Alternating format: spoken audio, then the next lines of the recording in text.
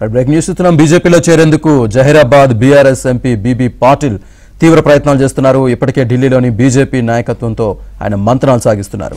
అన్ని అనుకూలిస్తే ఈ రోజే పోతుగంటి రాములతో కలిసి బీజేపీలో చేరే అవకాశం ఉన్నట్టు తెలుస్తోంది. అయితే జహీరాబాద్ నుంచి బీబీ పాటిల్ ఎంపీ టికెట్ ఆశిస్తున్నట్టు తెలుస్తోంది. అయితే జహీరాబాద్ ఎంపీ టికెట్ గురించి గ్యారంటీ ఇవ్వలేమని బీజేపీ రాష్ట్ర నాయకత్వం చెబుతూ ఉండడంతో ఇంతకాలం పాటు బీబీ పాటిల్ ఊగిసలాటలో ఉన్నట్లు తెలుస్తోంది.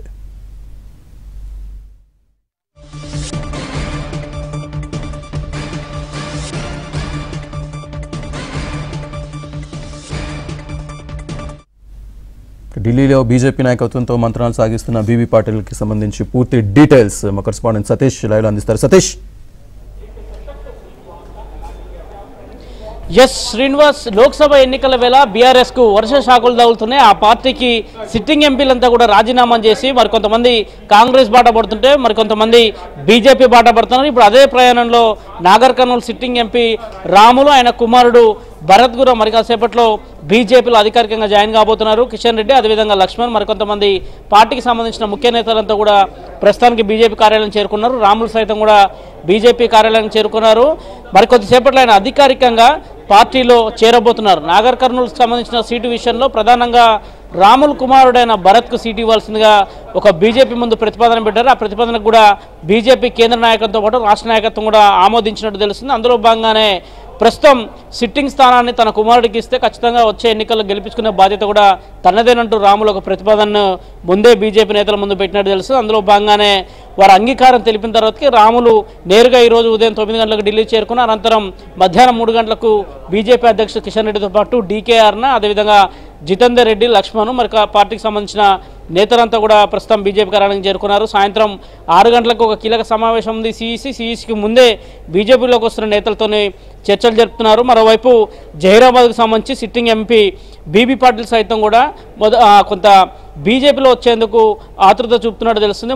ఉదయం నుంచి కూడా దాదాపు ఆయన పార్టీకి సంబంధించిన ఢిల్లీలో ఉన్న కీలక నేతలందరినీ కూడా కలుస్తున్నారు. మరోవైపు కిషన్ రెడ్డితో కూడా ఆయన ఫోన్లో మాట్లాడినట్టు సమాచారం మనకు అందుతుంది. మరోవైపు పార్టీకి సంబంధించి ప్రస్తుత పరిస్థితులలో బీఆర్ఎస్ నుంచి పోటీ చేస్తే మనుగడ ఉండదనేది కూడా నేతలు భావిస్తున్న నేపథ్యంలో ఖచ్చితంగా వారంతా కూడా బీజేపీ తీర్థం పుచ్చుకున్నట్టు తెలిసింది. ఇటీవలనే పెద్దపల్లికి సంబంధించి వెంకటేష్ నేత సైతం కూడా కాంగ్రెస్ పార్టీ తీర్థం పుచ్చుకున్నారు. అనంతరం తిరిగి ఈరోజు నాగర్ కర్నూలు సిట్టింగ్ ఎంపీ అయిన రాములు సైతం తన కుమారుతో ఆయన అనుచరులతో ఇప్పటికే బీజేపీ కేంద్ర కార్యాలయానికి వచ్చారు.